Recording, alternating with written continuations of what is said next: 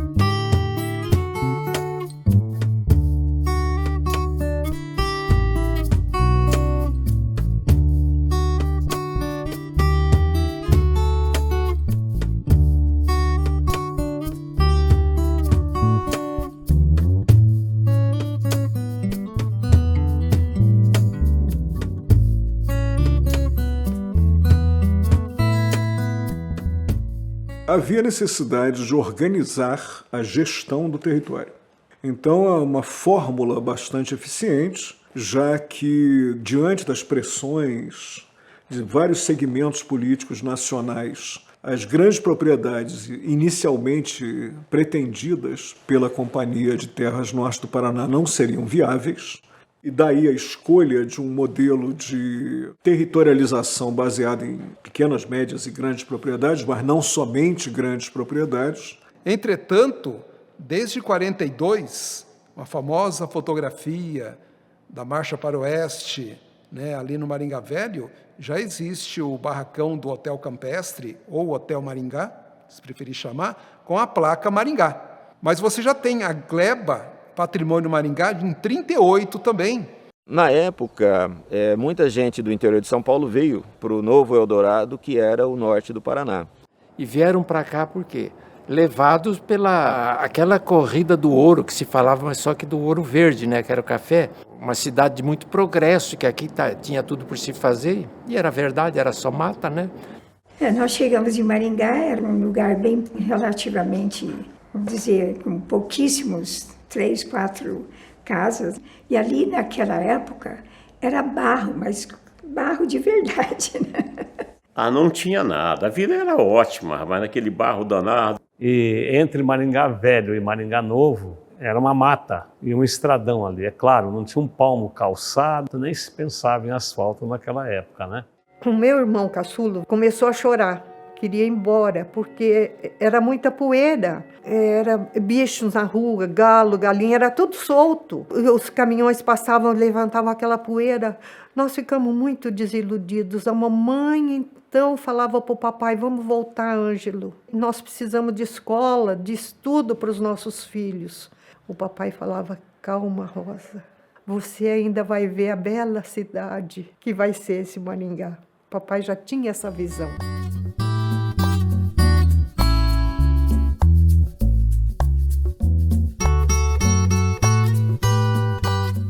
Até 1944, Maringá foi patrimônio de Londrina. Naquele ano, sua jurisdição foi transferida para Apucarana. Em 1947, ocorreu sua incorporação a Mandaguari. Depois de projetar o eixo urbano de uma cidade moderna, mais a leste de onde a pedra fundamental foi cravada, a Companhia de Terras deu início às vendas de lotes nessa nova área em 10 de maio de 1947.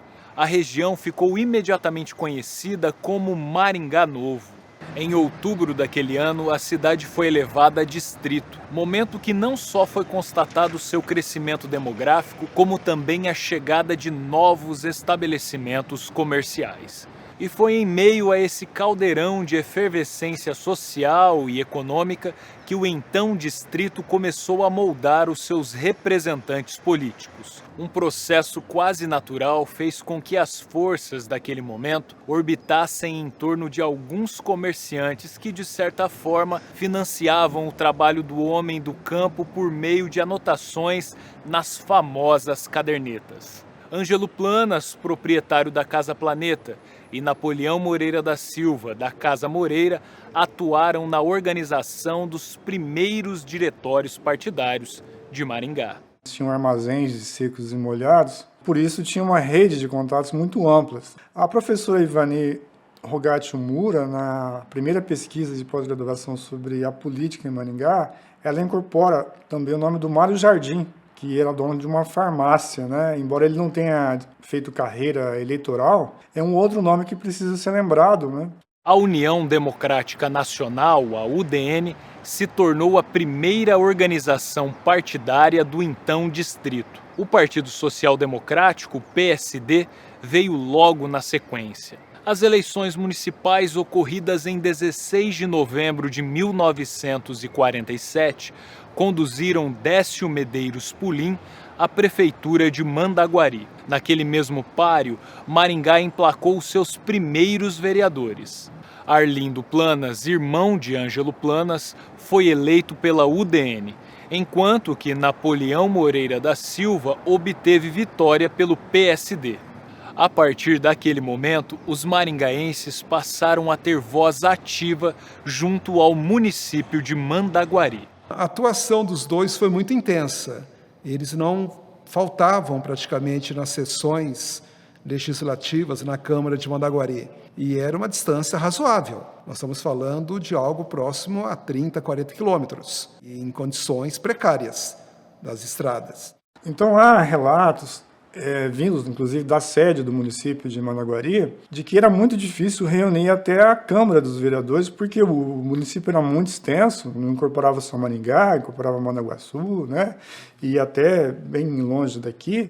Eles eram vereadores pelo distrito de Maringá. Todo mundo conhecia e respeitava, que o Napoleão era um homem muito sério, né? Morreu num desastre de avião, ele vinha do Rio para São Paulo, o avião caiu.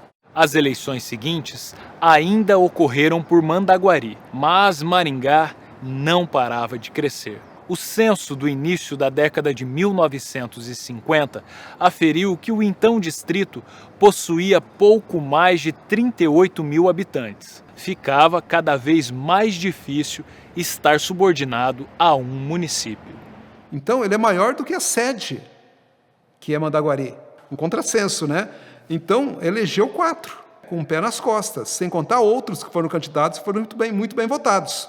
Na disputa, que aconteceu em julho de 1951, a cidade elegeu 4 dos 20 vereadores da Câmara Municipal de Mandaguari. Henrique Pinto Pereira, pela UDN, Valdomiro Planas, pelo PR, e pelo Partido Trabalhista Brasileiro, o PTB, entraram José Jardim Siqueira e José Inocêncio Neto.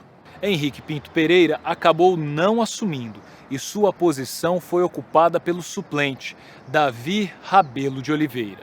Essa seria a última eleição, tendo Maringá como mera coadjuvante. Um grupo de empresários foi organizado com o objetivo de elevar o distrito à categoria de município. Então essa comissão, ela representa mais assim uma formação de uma identidade comunitária. Porque esse comitê ainda é um mistério como que esse comitê pró-emancipação de Maringá ele se formou, porque ele tem umas figuras muito curiosas.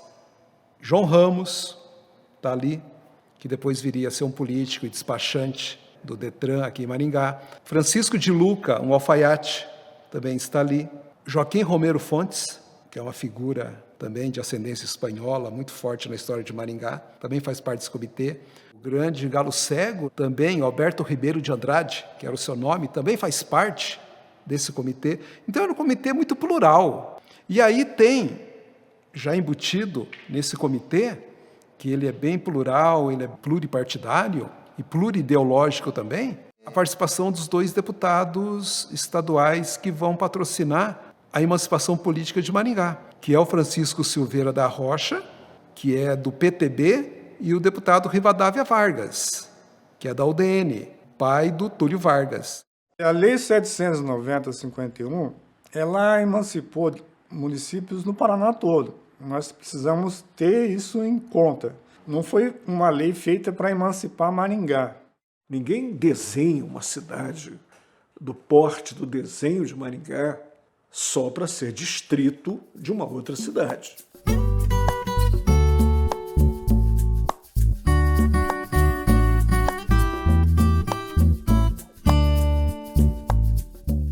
Com a emancipação política de Maringá, automaticamente as eleições de 1951 foram revogadas e novo páreo foi agendado para o final do ano seguinte. Mas os partidos constituídos tiveram um árduo trabalho para cadastrar o seu eleitorado. Então, havia alguém de um determinado partido que percorria a região, a zona rural, a zona urbana, ia fazendo o cadastramento. O documento exigia foto, eles faziam até a própria foto. Na zona rural, às vezes, até o novo eleitor queria tirar foto com os animais. As primeiras eleições municipais de Maringá ocorreram em 9 de novembro de 1952. Valdemar Gomes da Cunha saiu pela UDN e contou com o apoio da Companhia Melhoramentos Norte do Paraná. O PR lançou Ângelo Planas, que mantinha grande prestígio com o empresariado. O PSP cravou no último momento o nome do médico Raul Maurer Moleta. E, sem grandes expectativas, o PTB, partido do presidente Getúlio Vargas, apostou no industrial Inocente Villanova Júnior. Segundo Jorge Ferreira Duque Estrada, autor do primeiro livro sobre a história local, aquela foi a disputa do vale tudo, com direito à distribuição de panfletos apócrifos. Entretanto, o inesperado aconteceu. Inocente Villanova Júnior venceu a disputa e se tornou o primeiro prefeito de Maringá.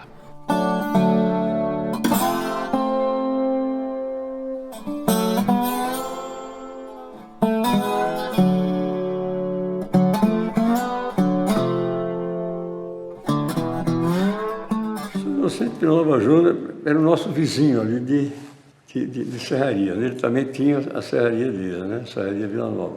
Nós nos dávamos muito bem, quer dizer, éramos concorrentes, mas nos dávamos muito bem. Ele tinha um posto também de gasolina, logo à direita ali da linha férrea, né? O Inocente era um homem de esquerda, um homem agnóstico, era um cara muito popular também, principalmente na operária. Eu não sou religioso, eu não acredito na religião católica e não acredito no que vocês acreditam aí. Deus, para mim, é natureza. Era um empresário bem-sucedido e que restou candidato pelo Partido Trabalhista Brasileiro, que era um partido de um prestígio ascendente por causa do prestígio do presidente da República, que era o Getúlio Vargas. E esse foi um diferencial na campanha dele. Há motivos para considerar que a eleição dele tenha sido surpreendente. E há motivos para intuir que a disputa principal seria entre o Ângelo Planas e o Valdemar Gomes da Cunha, o Valdemar Barbudo. Villanova foi uma figura. Eu gostava muito dele, era uma pessoa muito simpática. Ele foi um prefeito assim, que fez um verdadeiro milagre.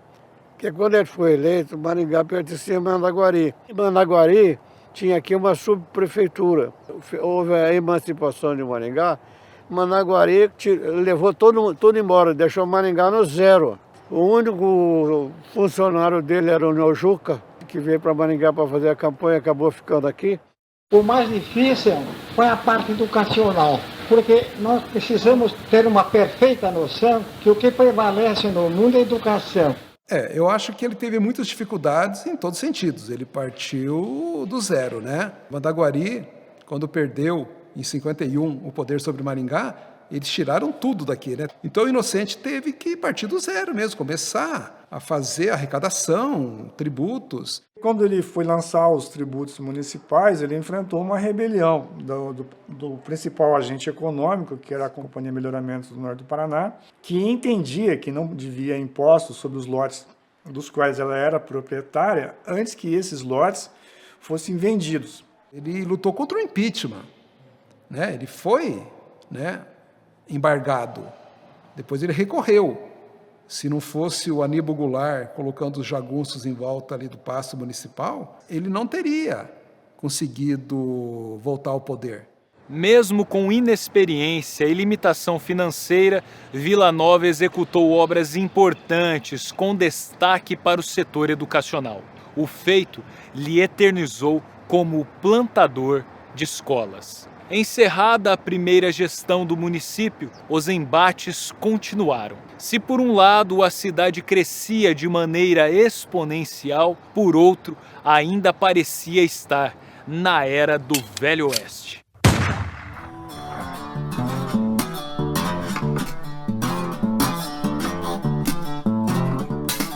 A propaganda da colonizadora surtiu efeito. Para Maringá, se mudaram pessoas de todos os cantos do país e do mundo.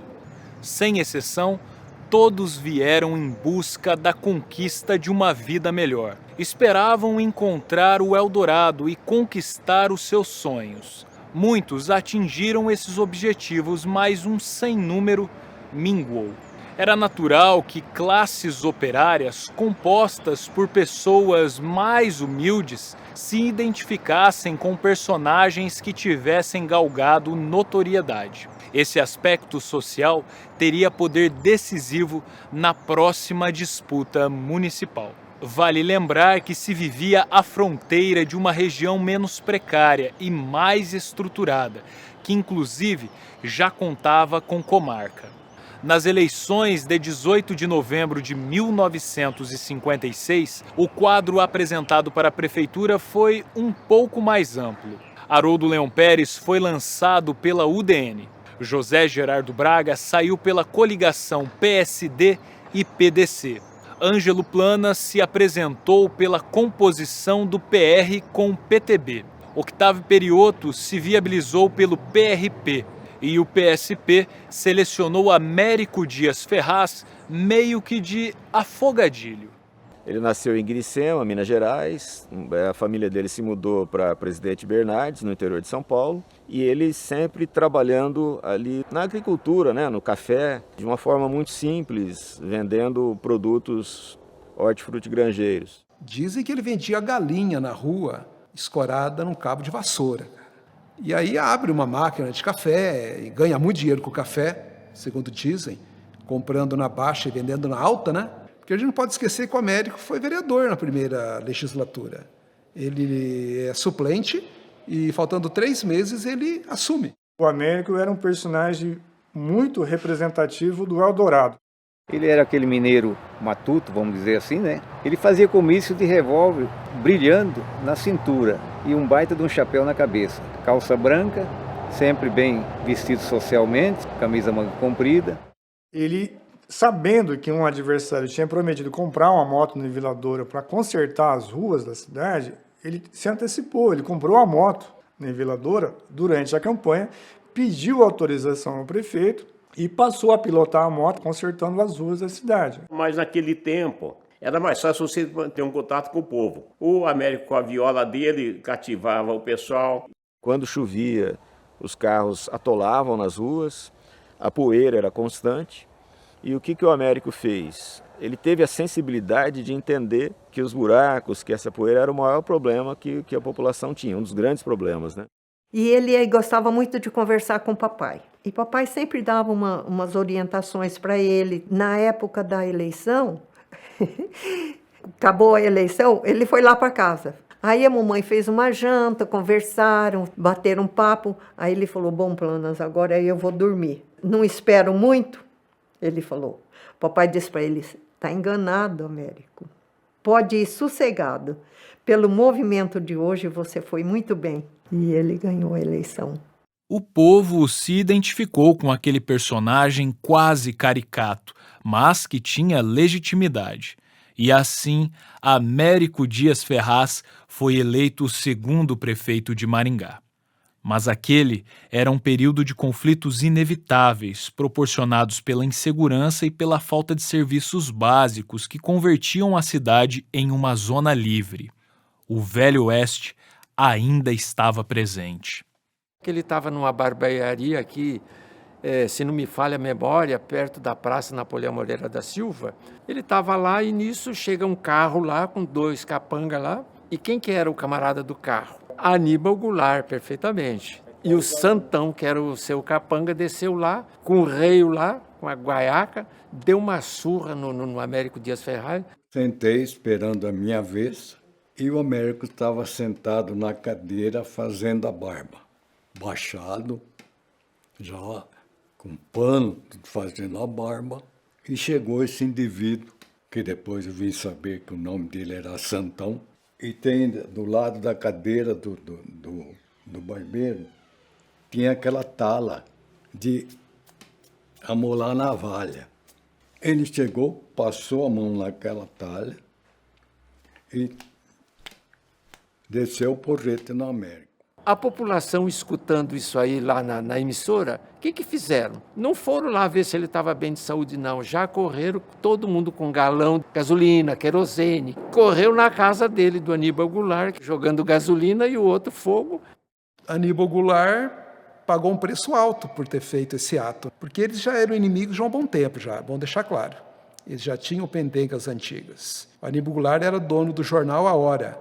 Américo Dias teria mandado empastelar esse jornal do Aníbal Goulart. Então, somado a isso, com o episódio do Matadouro, que o Aníbal tinha autorização do Inocente, o antigo prefeito, para explorar o serviço de matadouro, de bovinos, o Américo tesourou esse direito, esse alvará. E o Aníbal, indignado, né? Pavio curto, mandou surrar ele na barbearia. O Américo não era um administrador nato. A empresa dele, ele ganhou muito dinheiro, ficou milionário, mas ele nunca administrou de uma forma profissional os negócios dele. E na prefeitura aconteceu isso também. Ele falava que Maringá tinha nascido para ser a grande loja daqui da região. Por ser uma grande loja, tinha que ser bonita. Maringá nasceu para ser uma cabocla bonita, ele dizia, e queria enfeitar a cidade. Essas fontes que ele criou foram para ser um atrativo. Vinha gente de longe para ver as fontes do Américo. Para a época, era uma coisa fantástica. As pessoas no domingo se vestiam para ir ver a fonte, a água colorida, né?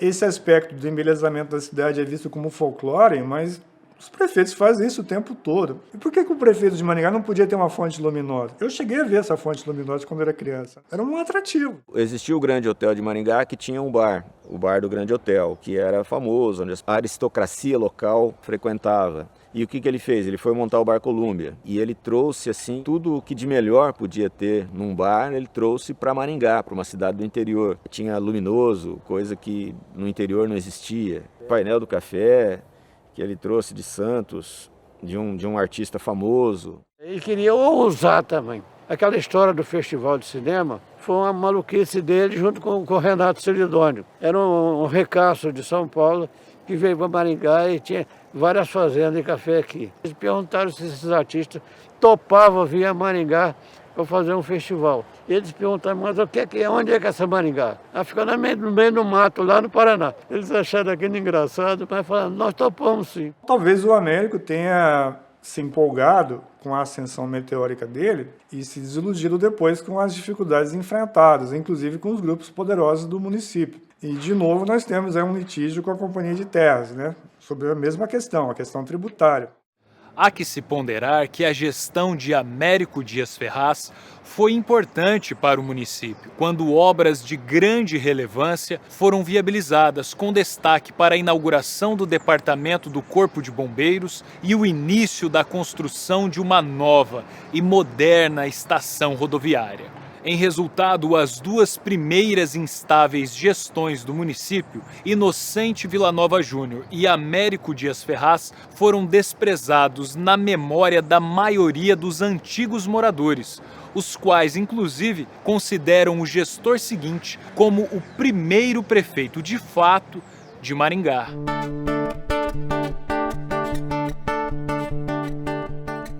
Com o alvorecer da década de 1960, Maringá registrou uma verdadeira explosão demográfica. O município saltou de quase 40 mil para mais de 104 mil habitantes. E mais pessoas significam demandas cada vez mais urgentes. Devido aos embates das duas primeiras gestões, os eleitores buscavam um representante que pudesse apaziguar as tensões. A disputa ocorrida em 3 de outubro de 1960 orbitou entre 3 candidatos: Jorge Ferreira Duque Estrada, que concorreu pelo PST, Vanor Henriques, que saiu pela coligação da UDN com o PTB, e João Paulino Vieira Filho, que disputou pelo PSD. Aquela foi uma das campanhas mais equilibradas da história, que ao final gerou questionamentos jurídicos sobre quem teria obtido a vitória.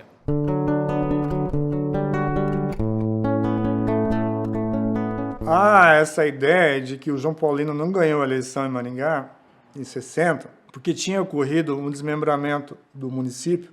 Quando você subtrai os eleitores desses distritos, o Vanor Henrique tem a maioria dos votos. Quando você incorpora, o João Paulino ganha a eleição. Então isso criou um litígio na época, que foi parar no Tribunal Regional Eleitoral. Ali foi uma coisa meio complicada. O eleitorado forte era da rural aí dos distritos, né? O Vanor Henriques ganhou em Maringá, realmente, mas ele perde nos distritos. E em 60, Maringá veio emancipado 3 distritos: Paissandu, Ivatuba e Floresta. Se somassem esses 3 distritos, Vanor Henriques teria ganho. Como historiador, para mim a eleição do João Paulino foi plenamente legítima.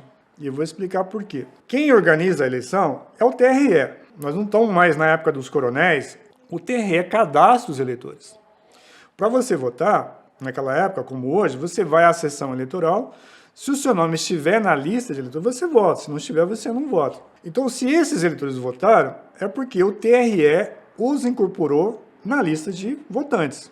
Quem decidia as eleições era o comício. O João Paulino era um baita de um orador. Eu me lembro que ele ficou muito feliz pela votação que ele teve e pelo tão pouco tempo que ele teve para fazer a campanha. Quer dizer, então ele teve uma votação bastante significativa, né?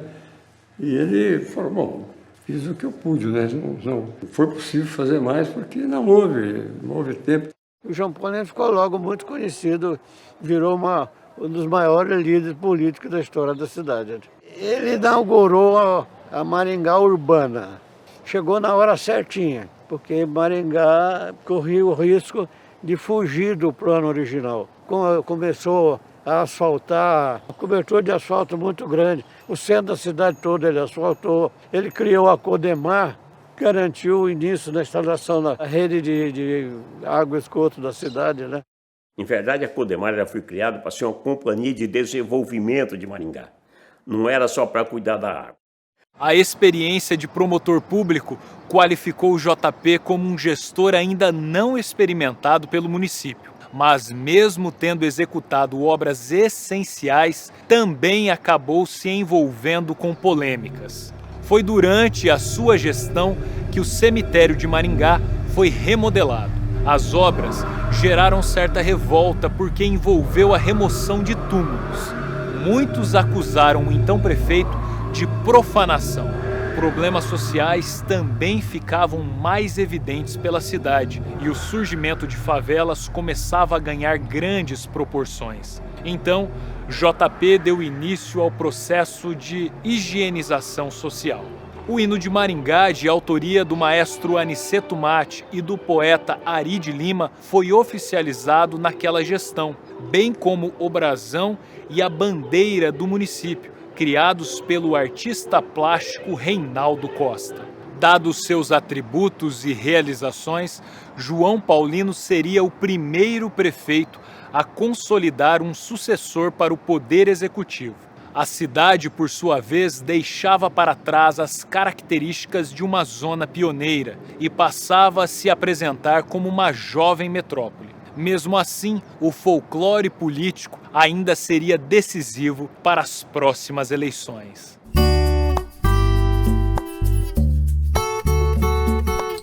Em 1964, antes das eleições municipais, ocorreram articulações que resultaram na instauração do regime civil-militar. Um dos primeiros movimentos dos militares foi a edição do Ato Institucional número 1, que cassou mandatos, perseguiu líderes sindicais e estudantis, além de jornalistas e intelectuais da oposição. Em Maringá, a Operação Limpeza atingiu pessoas ligadas ao Partido Comunista Brasileiro. Diante da nova configuração política, a eleição local foi polarizada entre dois candidatos: o médico Luiz Moreira de Carvalho e o advogado Adriano José Valente. Segundo disseram na época, foi a disputa dos lambaris contra os tubarões, e os lambaris venceram.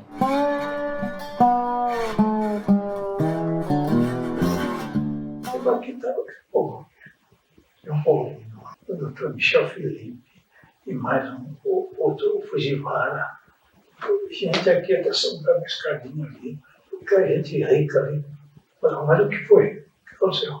Não, nós vimos aqui para lançar você como candidato a prefeito. Mas como? Não é o Ivo? Não, nós vamos trocar o Ivo e você me indicado. E eu fui sozinho. Com o vice foi o primeiro Unicei lançado por mim, que foi o Dr. Jorge Sato. Como nós não quisemos, eles se colocaram do outro lado. E aí, notamente, devemos ter cometido um erro de perspectiva, não é? E perdemos a eleição. Era Adriano contra o Luiz de Carvalho. E um dos apoiadores do Luiz de Carvalho era o Túlio Vargas, que estava aí logo no início, a primeira eleição dele de deputado estadual, né? Túlio Vargas, num discurso, num comício, criticou muito o Haroldo, deu umas palavras no Haroldo. O Haroldo respondeu dizendo que não ia discutir com o Lambari, ele queria discutir com o Tubarão João Paulino. Não vou discutir com esses lambarizinhos aí. Pegaram aquilo como gancho, né? E fizeram do lambari o símbolo da campanha do Luiz de Carvalho. E ficou lambari contra tubarão. Então o Haroldo Leão Pérez, que era um homem que falava bem, mas falava muito, e às vezes falava demais, ele teria dito na campanha de 64 que ele queria polarizar o debate com o João Paulino, e não com o Túlio Vargas, que era um aliado do João Paulino, né? Tipo, eu quero falar com peixe grande. Ele era um homem humilde, simplão, muito honesto, né? Respeitado como uma das pessoas mais sérias de Maringá, né? E ele atendia muita gente de graça, era médico dos pobres, né? Tinha prestígio. Mas o João Paulino que era o carreador de voto aqui. Sim, a gestão do prefeito Luiz de Carvalho é bem avaliada, principalmente pelo investimento no planejamento urbano, foi o plano diretor, a conclusão da Codemar, né, que é uma obra que vinha da gestão anterior. Mas ele era um homem discreto, que não tinha ambições políticas, ele não fez carreira política depois. Digamos que ser prefeito para ele era o topo, era o Everest, né, dele. Depois ele foi apoiador em algumas campanhas. Eu me retirei da política exatamente pelo fato de ter sido eleito prefeito por coligação de partidos, né, e outros políticos que me ajudaram, né. Então, se eu continuasse na política, seria para ser candidato a deputado. E ser candidato a deputado, eu ia prejudicar aqueles que me ajudaram. Aquele páreo também elegeu pela primeira vez o vice-prefeito, função que não existia. O substituto do chefe do executivo até então era o presidente da Câmara Municipal. Na chapa de Luiz Moreira de Carvalho concorreu como vice-prefeito o empresário Victor Ivo Asman, que era secretário municipal e vice-presidente da Associação Comercial. O asfaltamento do município ganhou escala. Construção de novas escolas com destaque para ampliação da rede na zona rural. Conclusão do viaduto do Café, na Avenida São Paulo. Estruturação de estacionamentos pela Avenida Brasil, popularmente conhecidos como espinhas de peixe, enfim. Mas uma de suas ações mais importantes foi a contratação dos projetos arquitetônicos para o Paço Municipal, que até então funcionava em um pequeno prédio localizado na Avenida Getúlio Vargas, esquina com a Avenida 15 de Novembro. Contudo, a sua construção teria início apenas na gestão seguinte. A próxima disputa pelo Executivo de Maringá também seria marcada por um símbolo que novamente representava as classes populares. Dessa vez, a vitória se daria por um pé de chinelo.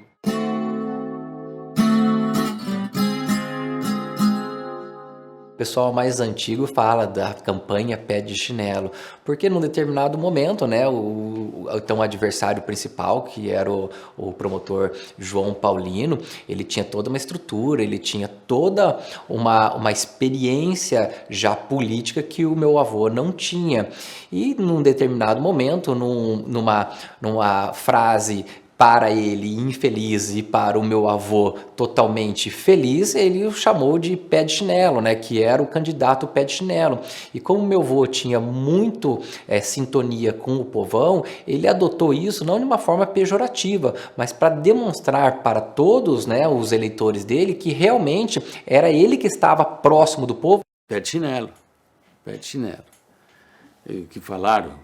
Esse pé de chinelo aí e tal, acabou dando eleição para ele. As eleições municipais realizadas em 15 de novembro de 1968 foram regidas pelo sistema do bipartidarismo. O Ato Institucional número 2, de outubro de 1965, impôs a extinção de partidos, autorizando o funcionamento de apenas 2 grupos.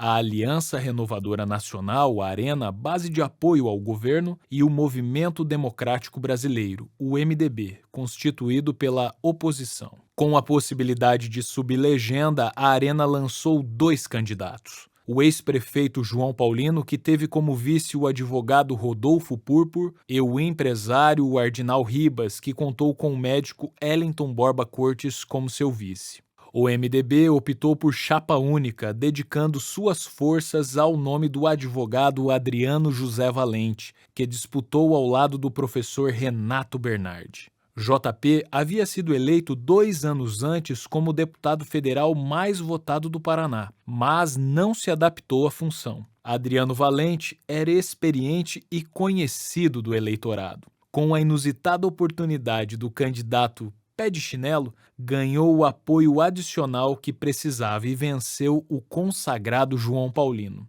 Aquelas eleições também sagraram a primeira vereadora da história da cidade, Sebastiana Costa Tobias, que foi eleita pelo MDB.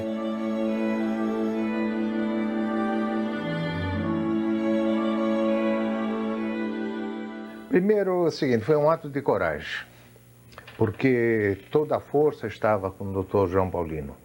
Quando eu iniciei a campanha, as previsões eram 5% para Adriano Valente e 95% para João Paulino.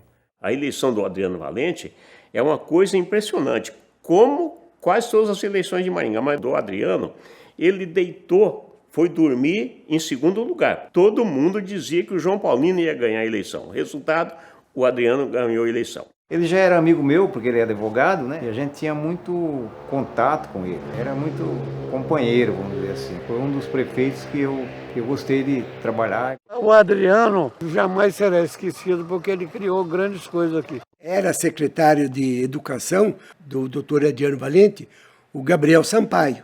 Um jovem bastante dinâmico, e eu, como inspetor seccional e inspetor de ensino médio, tinha muito a ver nesse relacionamento. Então eu tive um grande relacionamento com o Gabriel Sampaio, que ainda, enquanto o doutor Adriano era prefeito de Maringá, ele foi indicado para ser secretário estadual de Educação. Meu pai foi um grande homem que se dedicou boa parte da vida aí para as funções públicas. É uma pessoa que cuidou muito de muitas pessoas, que viajou, conheceu muita gente, se relacionou com muita gente, tinha muita empatia pelas pessoas. A gestão do prefeito Adriano Valente, ela vai ser caracterizada por obras muito importantes para a cidade até hoje. Por exemplo, a questão do Parque do Ingá, uma área de preservação em que ele transformou numa área de lazer popular. Ele é o responsável pela criação, em larga medida. Não só ele, mas ele é o cara que ajuda a criar a UEM. A UEM, ela muda a história de Maringá. Ele cria o Parque de Exposições, cria o SOS, que é o Serviço de Obra Social. O jovem governador Paulo Pimentel apanhou a ideia na mão. Ele achou boa. Então, quando surgiu a oportunidade, o que é que nós fizemos? Montamos uma equipe, um planejamento, fizemos uma pesquisa. E aí, chegamos ao governo e disse, olha, aqui é a área da Universidade de Maringá. E aí o doutor Paulo se sensibilizou, disse, isso em maio. Eu assumi em janeiro. Em maio ele disse, a Universidade de Maringá vai ser uma realidade. Dada a sua lealdade às políticas do governo federal perante ao endurecimento do regime civil-militar, o deputado federal Haroldo Leão Pérez ganhou protagonismo e se aproximou do presidente Emílio Garrastazu Médici, o qual lhe indicou para assumir o cargo de governador do Paraná. Pérez tomou posse em março de 1971. Com sua ascensão e base política estabelecida em Maringá, o prefeito Adriano José Valente migrou do MDB para a Arena, a fim de criar sinergia com o novo governador e atrair mais recursos para a cidade. Apenas 7 meses depois, Haroldo Leão Pérez renunciou ao cargo em meio a polêmicas e uma grave denúncia de corrupção. Mas o Haroldo não era um Zé Ninguém na política nacional ou na política estadual. Tinha méritos para ser indicado. Só que não era voto direto, era um voto de confiança política do presidente da República. Por isso que, uma vez indicado, ele tinha um nome sufragado pelos mecanismos da eleição indireta existentes à época. Eu vi dentro do palácio um enviado do governo federal. Ele andava de um lado para o outro. O papai chegou no palácio logo após o almoço. Ele me ligou. O governador está pedindo para você descer aqui na sala dele. Cheguei no gabinete, as portas todas abertas. Não tinha uma viva alma dentro do gabinete do governador. Cumprimentei o doutor Haroldo, ele estava sentado. O papai estava sentado numa cadeira à frente dele. Às 6 horas da tarde, o guarda do palácio, eles tocam a corneta para arriar a bandeira. Quando deu 6 horas em ponto, que ele escutou o primeiro toque da corneta, ele falou para o Iro, e agora? O papai falou, é agora a hora. Mas a verdade é que ali acabou a vida política do Haroldo Leão Pérez. A gestão de Adriano Valente foi impactante. Naquele quadriênio, as novas instalações do gabinete do prefeito e as estruturas provisórias do Paço Municipal foram inauguradas. Ocorreu a instalação do monumento ao desbravador conhecido como Peladão, na Praça 7 de Setembro. O Escritório Técnico de Planejamento de Maringá, o ETPlan, foi criado. E, claro, muitos outros projetos também foram executados. Mas, devido à sua relação com o ex-governador Haroldo Leão Pérez, dificuldades insuperáveis foram impostas ao nome que o prefeito apoiaria nas eleições seguintes.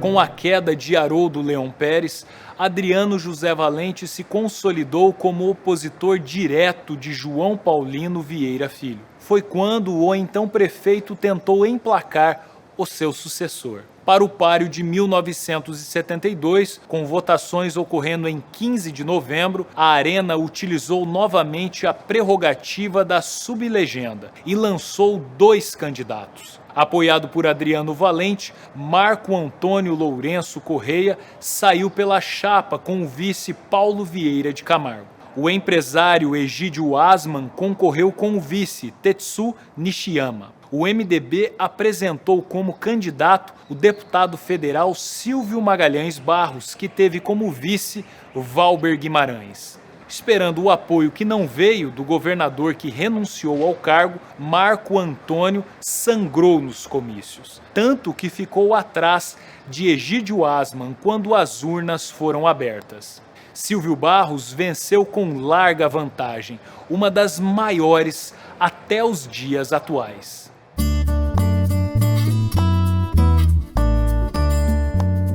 Ele queria ser político, queria sim. Tinha vontade de ser prefeito da cidade. Silvio Barros era um homem de muitos princípios, valores muito consistentes, muito rigoroso em todos os sentidos, mas uma grande referência, um exemplo do que deve ser um verdadeiro cidadão. O Silvio foi um dos pioneiros da cidade. Ele foi vereador, era comerciante. Primeiro ele era agrimensor, né? Ele foi piloto, um dos primeiros mestres de piloto aqui do Aeroclube de Maringá. E era uma pessoa assim muito simpática. As pessoas que conheceram o Silvio Barros naquela época sabiam que ele tinha grandes coisas para construir na vida dele.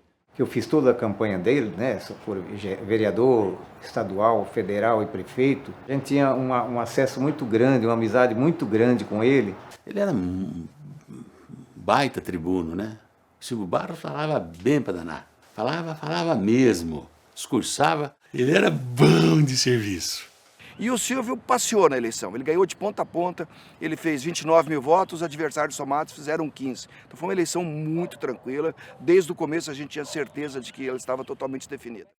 Olha, o Silvio era um homem que, se desse corda, ele ficaria a noite toda tratando de assuntos. O Dr. Ulisses Guimarães era muito amigo do meu pai. Ele fazia questão que o Dr. Ulisses ficasse em casa. E aí eu e meu irmão tínhamos que ceder o quarto para o Dr. Ulisses ficar. E eu me lembro sempre disso, né? A gente não tinha noção de quem era Ulisses Guimarães naquela época, e depois ele acabou fazendo um quarto de hóspede na casa, que aliás gerou uma confusão danada. O doutor Nabi Zacarias foi que ofereceu a casa para o Silvio. Então eu acabei de construir a casa, não mudei lá ainda, mas você vai morar lá enquanto você for prefeito. Aí o Silvio foi. Aí ele resolveu construir um banheiro. O problema é que ao invés dele construir com recursos próprios, ou até pedir para o Nabi construir, ele entrou com um projeto na Câmara, pedindo autorização para a Câmara para construir com recursos públicos. Bom, eu me lembro perfeitamente, porque era a nossa sala de estudos. E ele transformou num quarto de hóspede e precisava de um banheiro, porque como é que você vai fazer um quarto de hóspede sem banheiro? E como a casa não era dele, era uma casa alugada para ser a residência oficial, ele acabou fazendo o banheiro como uma obra pública. Quer dizer, é uma obra que ele poderia fazer e deixar de lado, pagar do bolso, que era uma reforma do banheiro, ou então uma obra que o próprio Zacarias, que era dono da casa, poderia fazer. Mas não, o senhor pegou e fez um projeto de lei pedindo autorização e recurso para construir um banheiro. Naquele tempo tinha o SNI, e isso acabou gerando um processo de investigação sobre quem era ele, por que ele fazia essas coisas, e acusado até de estar desviando recursos públicos. Depois de muitos anos, o SNI mandou uma carta para ele, dizendo que vasculhou a vida dele inteirinha e não encontrou absolutamente nada que pudesse depor contra a pessoa dele, contra a moral dele. Mas ele tinha, sim, um viés um pouco, assim, imperativo. Me lembro numa reunião de secretários, um dos secretários quis levantar o topete e falou: quem manda aqui sou eu, o prefeito sou eu, você senta aí e aguarde a sua vez. Ele foi muito imperativo, sabia impor disciplina. Eu acho que o Silvio Barros foi um prefeito, um dos melhores da cidade. Ele investiu numa coisa, e aí eu falo porque eu senti na pele isso, porque eu era morador da Vila Operária nessa época, nos anos 70, 73, 74. Ele asfaltou todo o bairro e implantou galeria de esgoto e águas pluviais, cara. Isso é um negócio fantástico. A grande obra do mandato dele foi a implantação da rede de esgoto num patamar bastante avançado para a época. E isso ficou congelado até os anos 90. Eu me lembro de um discurso que ele fez aqui, num aniversário de Maringá, que ele disse assim: eu proíbo que vocês se refiram a Maringá como cidade canção, enquanto a gente vê jorrando merda aqui na Getúlio Vargas. E aí ele começou a rede de esgoto. A gestão do Silvio Barros, às vezes ela é prejudicada pelo estilo do prefeito. O Silvio Barros era um homem sisudo, um verdadeiro contraste com o Adriano Valente. Silvio Barros emplacou obras de grande vulto para a cidade. O estádio regional Willie Davids foi reformado e modernizado. Houve a construção do ginásio de esportes Chico Neto, com o qual começou a ganhar forma a Vila Olímpica. Ocorreu a implantação da Avenida Perimetral Sul, que teve o objetivo de desafogar o trânsito da Avenida Colombo. O IML foi inaugurado, bem como o templo aberto na Praça Raposo Tavares. Uma de suas mais importantes ações como prefeito foi a aproximação de Maringá com a cidade de Kakogawa, no Japão, em missão oficial realizada entre agosto e setembro de 1975. Silvio Barros estava consolidando uma representatividade muito expressiva quando deixou a prefeitura. Em janeiro de 1979, fumante inveterado acabou morrendo devido a um ataque cardíaco quando estava prestes a embarcar para Curitiba, onde faria um tratamento. Fumava demais. Todo mundo que vinha, passava aí, né, os amigos e tal, trazia pacote de cigarro para ele. Presente possível. Era um cigarro, não sei se existe hoje, chamava Parliamã. Um cigarro meio diferente. Ele tinha problemas cardíacos. Ele estava no aeroporto antigo para embarcar para Curitiba, teve um infarto dentro do aeroporto, com Dona Bárbara do lado. Eu estava em Manaus. Eu embarquei para Manaus no dia 1º de janeiro de 1979. Eu tinha uma possibilidade de emprego lá e fui fazer entrevista, tentar trabalhar em Manaus. E eu estava lá quando minha mãe telefonou avisando que meu pai tinha morrido. E ele estava iniciando um loteamento em Paissandu, eu era engenheiro civil formado. Ele tinha um projeto ali onde é a Justiça Federal, ao lado da Prefeitura, na 15 de novembro, com a Duque de Caxias, e ele estava fazendo um edifício, um hotel, na verdade um hotel de 15 andares, e ele precisava de financiamento do BADEP na época. E eu tinha acabado de fazer um curso de análise de projeto no BADEP, e eu tinha sido convidado pelo BADEP para trabalhar no banco como analista.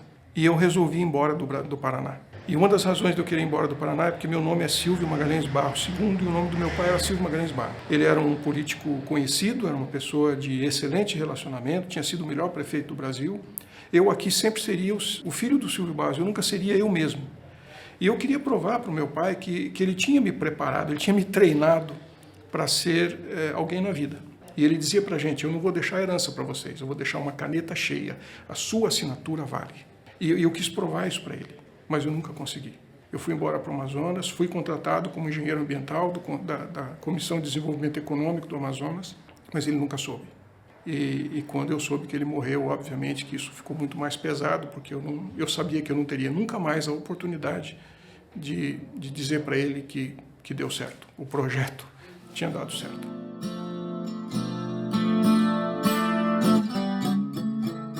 As eleições realizadas em 15 de novembro de 1976 foram as últimas dentro do sistema bipartidário. Foi quando a Arena venceu pela primeira e última vez a ala do MDB. Naquela disputa municipal, os partidos utilizaram todas as suas sublegendas, totalizando 6 candidatos. Pela Arena, tivemos João Paulino, que retornava à vida pública, tendo como vice o engenheiro Sinclair Sambati. Luiz Gabriel Guimarães Sampaio saiu junto de seu vice, o empresário Egídio Asman. O médico Saíde Felício Ferreira se lançou tendo como vice o funcionário número 1 do município, Antônio Mário Manicardi, o qual havia sido presidente da Câmara na gestão anterior. O MDB, que vinha sendo conduzido por Silvio Barros, não encontrou coesão. Saíram Valber Guimarães junto de seu vice, Edi Froiming, em chapa que não teve apoio do então prefeito. Barros declarou base ao seu ex-secretário municipal, Antônio Assunção, que teve como vice o vereador José Rodrigues do Nascimento. Ainda naquela chapa se lançou o conhecido professor e advogado Horácio Racanello Filho, que teve como vice João Batista Sanches. Embora Racanello tivesse boa retórica e prestígio, foi João Paulino que venceu aquela disputa.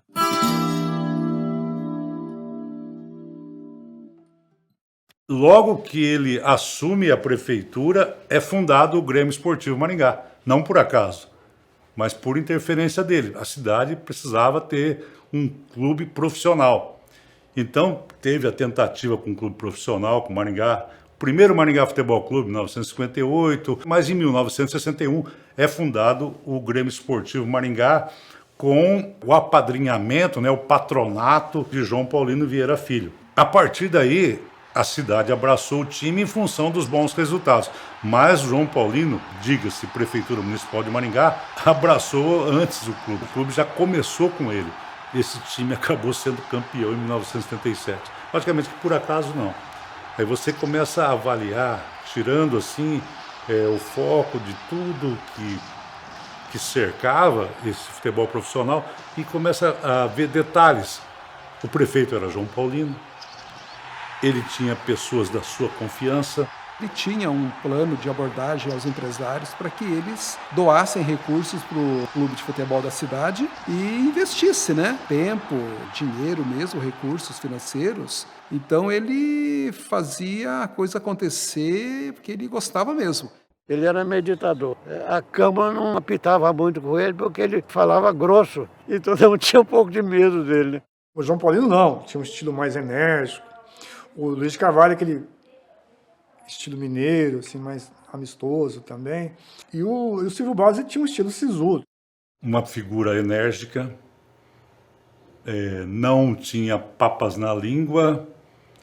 Ele conseguiu o apoio popular em função de ser um homem assim, muito verdadeiro, muito próximo das pessoas, da população.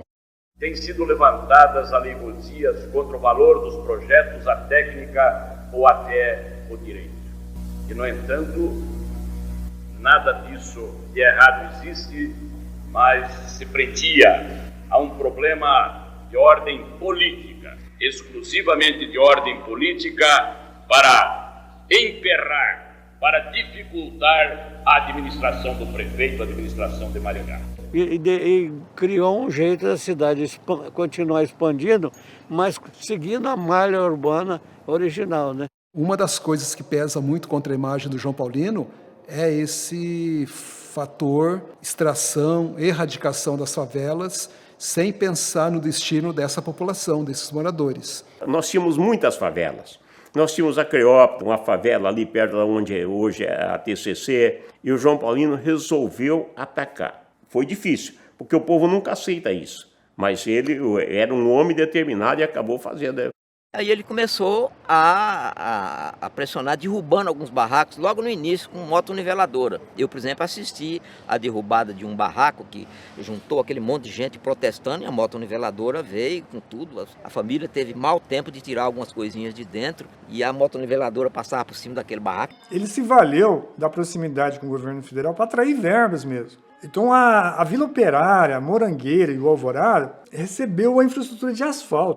Quantas vezes eu vi no Jardim Alvorada com uma régua medindo a espessura do asfalto que era colocado lá para conferir se realmente era adequada, era sólida, correspondia àquilo que havia sido o compromisso anterior.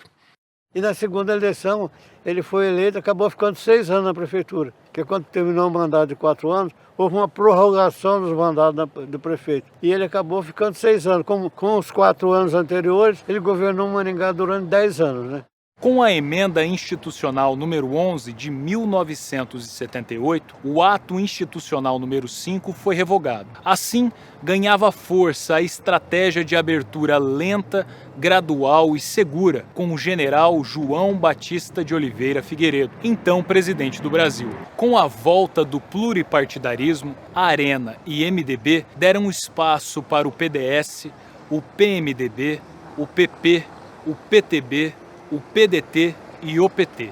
Essa nova configuração promoveu mudança no calendário eleitoral e seu adiamento foi justificado para que ocorresse uma espécie de unificação das eleições estaduais e municipais, fato que se deu em 1982. Para além dos limites do município, João Paulino surgiu como grande líder do PDS e compôs a chapa como vice do candidato ao governo do Paraná, Sal Raiz. Com a sua desincompatibilização, Sinclair Sambate, seu vice, assumiu o comando da prefeitura de Maringá.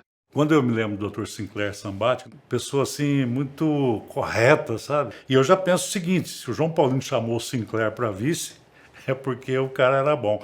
Esse Sinclair, olha, foi um dos políticos de melhor qualidade que Maringá já teve. Pouca gente fala dele, mas ele era um homem excelente. Era um engenheiro respeitado, meio humildezinho assim também, mas ele é um modelo de cidadão, né?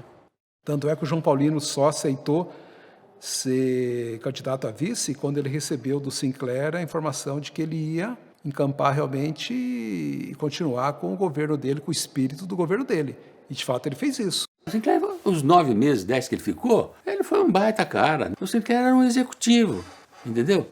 Um executivo, um sujeito de bom trato, né? Comprometido com coisa séria, sabe? Furou um pneu na estrada, ele foi trocar e estava de costa para a estrada. Trocando pneu, passou um caminhão, atropelou ele. Eu nunca vi o doutor Sinclair, por exemplo, de mau humor, né? A imprensa convivia com ele numa boa. Você chegava no gabinete, às vezes, para fazer uma entrevista, ele recebia todo mundo do mesmo jeito. Eu não percebia nele nenhuma ambição maior. Não dá para perceber nele que o Gabriel Sampaio, sim. O Gabriel Sampaio era dinâmico. Quando ele foi secretário de Educação, ele agitou essa secretaria, promovia gincanas culturais. E ele tinha ambições, se elegeu deputado estadual. Era um vulcão, o Gabriel, né? Luiz Gabriel Sampaio foi um advogado jovem e ele era um rapaz também que não devia ter morrido, né? Ele teria tido uma carreira muito bonita. Criou prestígio para ser deputado, foi candidato a prefeito, teve uma votação boa também. Realmente a gente soube por um telefonema sobre o acidente. Na verdade, meu pai estava levando a minha avó e minha irmã para Maringá porque ele retornaria e faria uma viagem com a minha mãe para os Estados Unidos porque minha mãe tinha um problema de visão. E eu não fui nessa viagem porque eu ainda tinha uma prova, algumas provas que ainda estava pendente de eu fazer.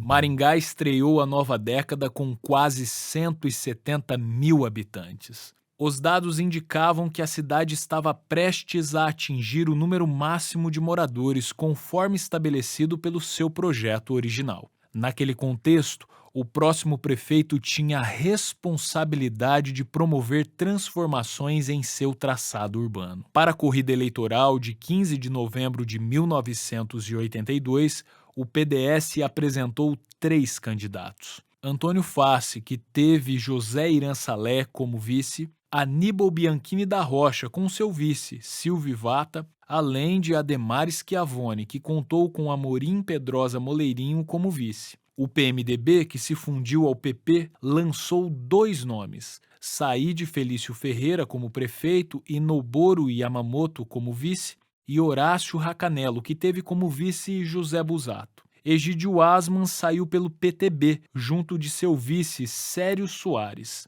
além do médico Nelson Aiex, que concorreu pelo PT, tendo a primeira candidata a vice-prefeita na história de Maringá, a advogada Isaura Gonçalves. Saíde Ferreira, que havia sido derrotado no pleito anterior, se preparou, se projetou e venceu com folga para a Prefeitura de Maringá naquela nova oportunidade.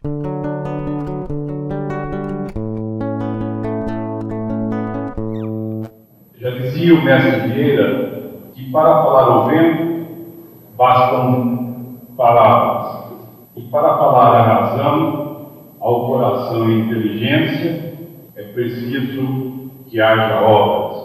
Na primeira eleição ele perdeu, mas ele disse que sabia que ia perder, que ele entrou para aprender. Na segunda, ele veio preparado. Saíde era muito inteligente, né? O Saíde era um homem já bem posicionado na cidade, com diversos empreendimentos com sucesso. Então ele teve tempo para sair montando a base, já pensando na outra eleição. Em 1982, primeiramente eu fui convidado a ser candidato a vice-prefeito do então candidato Saíde Ferreira, que estava afiliado no PMDB.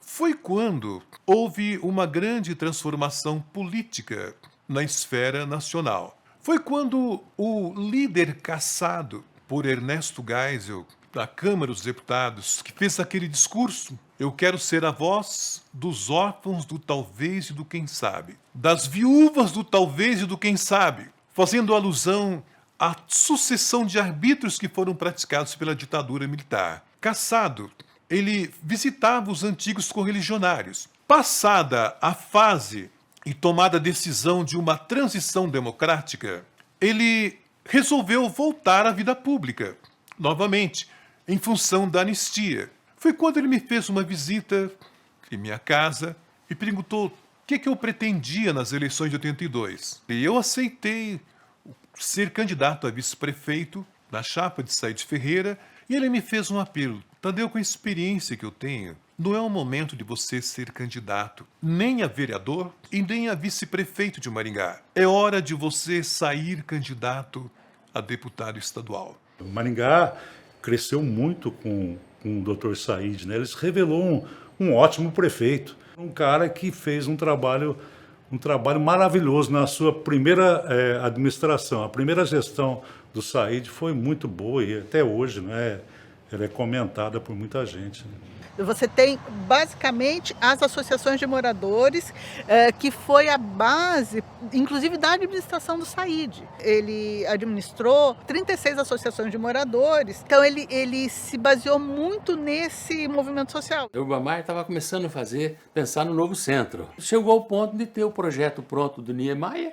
E quem primeiro começou a pensar nisso foi exatamente o Silvio Barros, quando ele negociou com a rede ferroviária e fez aquele transbordo, que ele chamava de transbordo de Itaipu, porque essa mudança foi um processo. E aí o Saíde praticamente completou a obra fazendo o projeto Ágora, né? Foi durante a gestão do médico Saíde Felício Ferreira que o Paço Municipal de Maringá, nomeado Silvio Magalhães Barros, foi inaugurado. Ainda naquele quadriênio, o prefeito viabilizou a implantação do curso de medicina na UEM, fato que possibilitou o início das atividades do Hospital Universitário, que hoje leva o seu nome. Saíde também dedicou atenção a ações de assistência básica aos mais carentes e promoveu articulações no campo cultural e esportivo de Maringá. Quanto ao Ágora, o projeto sofreu modificações com o passar dos anos, tendo a sua essência sido completamente modificada.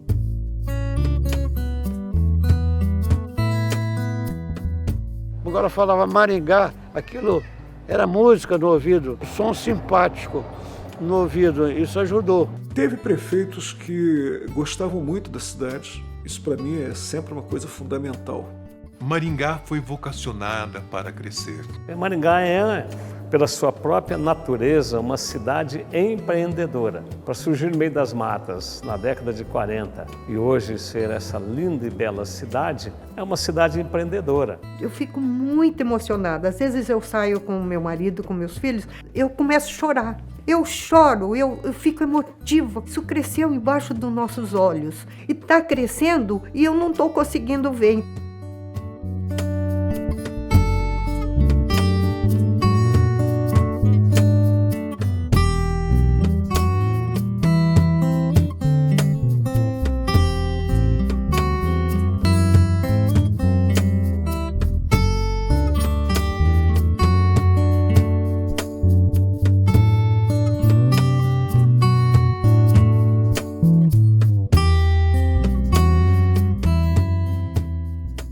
Evidentemente, outros prefeitos assumiram após 1988, mas essas já são outras histórias. De Velho Oeste, Boca de Sertão, hoje Maringá é reconhecida como a melhor cidade do Brasil para se investir, viver e criar os filhos. Claro que problemas sociais e econômicos são provocados por esses atributos. É um complexo equilíbrio que se busca sobre a balança que pende do populismo à capacidade de administrar o município. E no final das contas, além das realizações, nos sobram as memórias que reafirmam a nossa capacidade de enxergar e interpretar a história em tudo que vemos.